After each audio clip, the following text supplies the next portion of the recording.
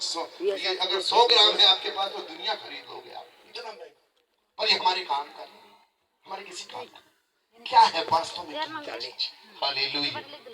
बोले प्रभु यीशु महाराज जी की, परम पिता की, पावन आत्मा की।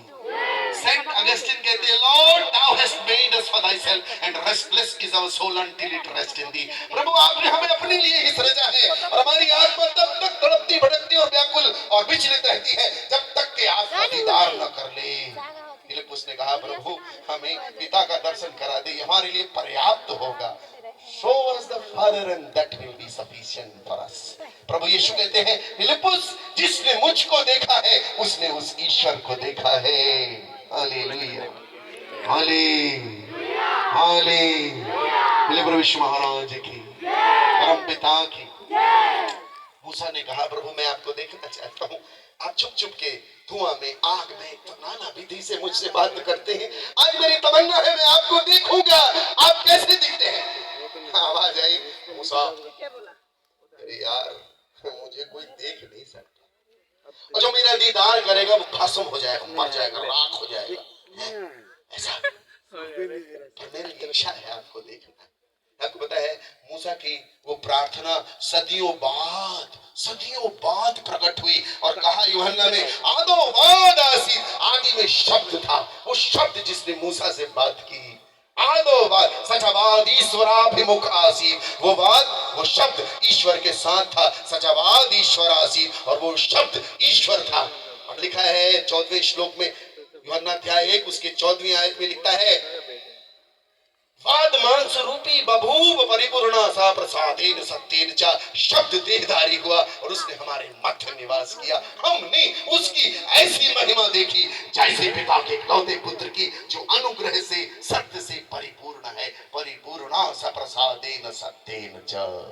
Hallelujah, hallelujah, hallelujah. मूसा ने कहा मेरे को आपका दीदार करना है, और उसकी प्रार्थना पूरी हुई। वो प्रकट हुआ, शब्द देहधारी हुआ, जो बात कर रहा था। शब्द ही आज सुनाई देता था। आदि काल में ईश्वर दिखाई नहीं दे रहा, लेकिन शब्द है उसका। आदि शब्द, अनादि शब्द, शाश्वत शब्द, अनंत शब्द। वो दिख नहीं रहा है, बोल रहा है, बह रहा है, सुनाई दे रहा है। और वो शब्द बड़े समय बाद, और उस शब्द का नाम है यीशु मसीह। बोलिए, प्रकट हुआ, शरीर देहधारी हुआ।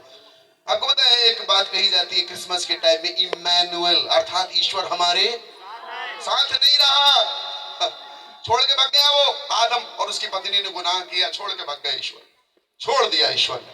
और आदम, बड़ी सिंबॉलिक लैंग्वेज है, आदम पेड़ के पीछे छुप गया। ईश्वर ने कहा कहां रे? पेड़ के पीछे का मतलब होता है प्रकृति, संसार, दुनिया के पीछे छुप गया, प्रकृति की पूजा कर। उसके सिंबॉलिक मायने आदि के वचन में कहता है, आदि में ईश्वर ने आकाश और पृथ्वी की संरचना की, लेकिन बाद में उल्टा हो गया। आकाश का मतलब होता है ब्रह्मांड, आत्मा, आत्म तत्व। हमारी बॉडी 5 तत्व से बनी, पृथ्वी, जल, अग्नि, वायु, आकाश।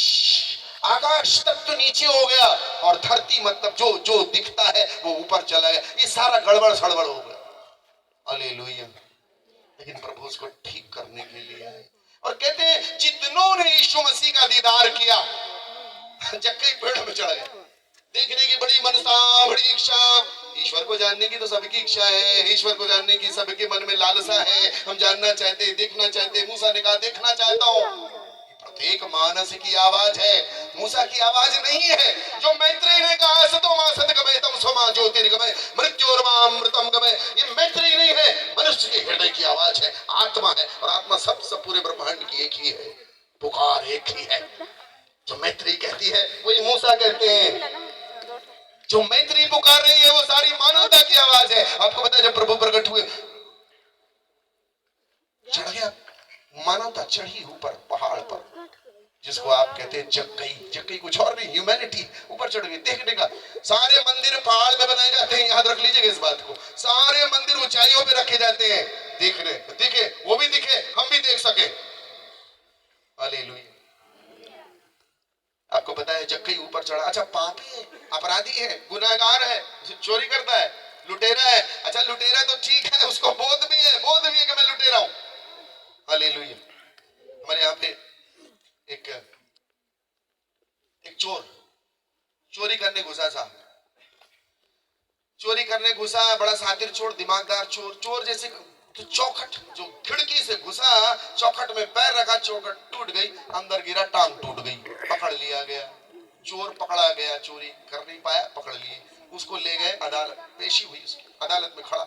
और बड़ा चालाक चालाक आपको पता है, वो जोर जोर से रोने लगा, जोर जोर से, जज साहब मैंने कोई गलती नहीं की, मेरा पैर ऊपर से टूट गया, मैं कुछ नहीं चुराया, रंगे हाथ नहीं पकड़ा गया, मेरी टांग टूट गई।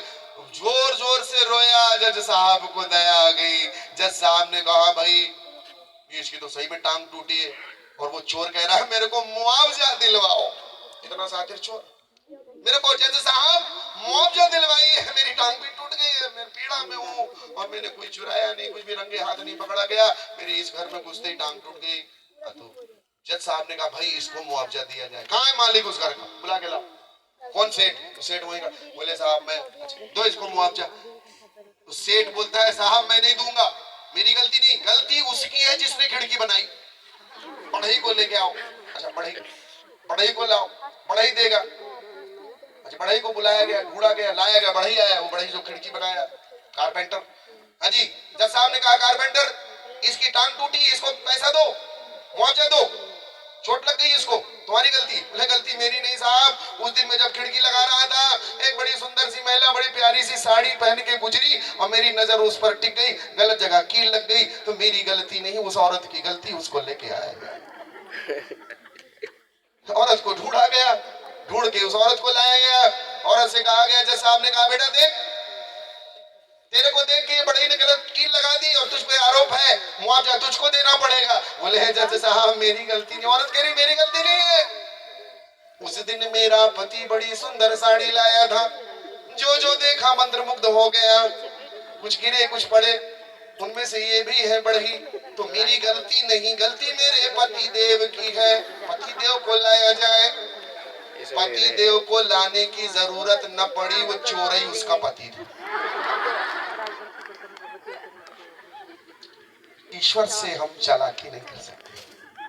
हम सोचे कि हम ईश्वर को बेवकूफ बना देंगे, उसको आंख में धूल झोंक देंगे, ना ना ना, ईश्वर बड़ा कलाकार, सारी सृष्टि का सृजनहार है। Hallelujah hallelujah hallelujah hallelujah. उसको बेवकूफ नहीं, घूम फिर के वही पहुंच जाओगे।